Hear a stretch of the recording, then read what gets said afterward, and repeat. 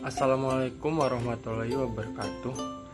Saya di sini akan menampilkan hasil kerja saya, yaitu tugas besar 2 Bahasa Indonesia yang dibimbing oleh Bapak dosen Supriyadi, SPD, MPD. Nama saya Fauzi Maulana Firmansyah. NIM saya 44220010007. Saya dari Fakultas Ilmu Komunikasi dalam bidang studi yaitu Public Relation. Saya di sini akan membahas fenomena penggunaan bahasa pergaulan di Indonesia. Saya di sini akan menjelaskan latar belakang dalam penggunaan bahasa gaul di Indonesia. Setiap manusia mengawali komunikasi dengan dunia sekitarnya melalui bahasa tangis. Melalui bahasa tersebut, seorang bayi mengkomunikasikan segala kebutuhan dan keinginan sejalan dengan perkembangan kemampuan serta kematangan jasmani, terutama yang berproses bicara. Komunikasi tersebut makin meningkat dan meluas. Terdapat perbedaan yang signifikan antara pengertian bahasa dan pembicara bahasa mencangkup dalam bentuk komunikasi, baik yang diutarakan dalam bentuk lisan, tulisan, bahasa isyarat, bahasa gerak tubuh, ekspresi wajah, pantonomi atau seni. Perkembangan bahasa sendiri selalu meningkat sesuai dengan meningkatnya usia anak.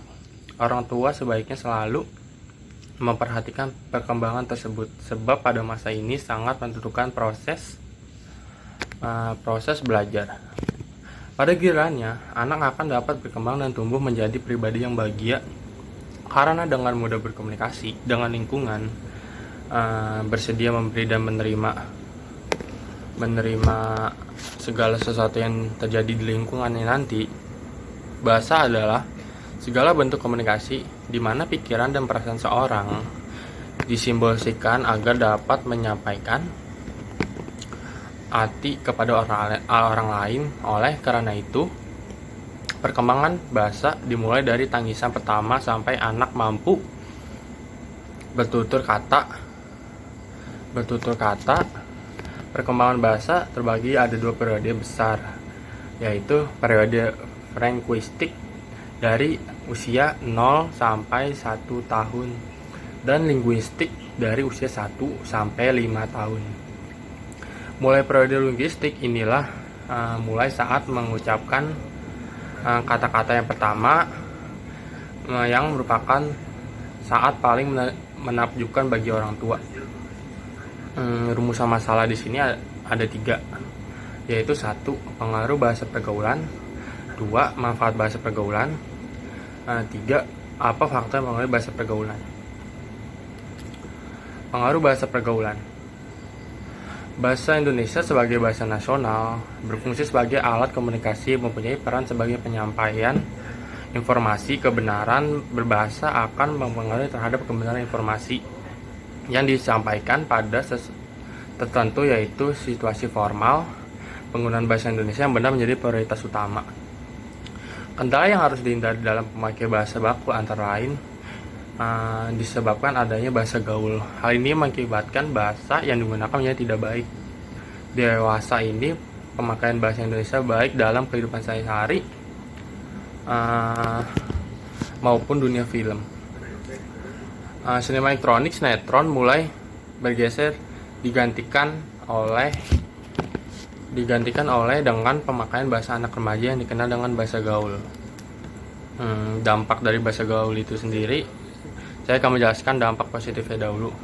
Dampak positifnya adalah dengan digunakan bahasa gaul adalah remaja menjadi lebih kreatif. Terlepas dari mengganggu atau tidaknya bahasa gaul ini, tidak ada salahnya kita menikmati tiap perubahan atau inovasi bahasa yang muncul, asalkan dipakai pada situasi yang tepat, media yang tepat, dan komunikasi yang tepat juga. Dampak negatifnya adalah penggunaan bahasa gaul dapat mempersulit penggunaan bahasa Indonesia dengan baik dan benar. Padahal di sekolah atau di tempat kerja atau di mana kita diharuskan untuk selalu menggunakan bahasa yang baik dan benar. Di sini saya akan membahas kayak manfaat bahasa pergaulan. Penggunaan bahasa gaul pada komunikasi membuat para remaja kreatif karena dapat mengekspresikan dirinya secara bebas.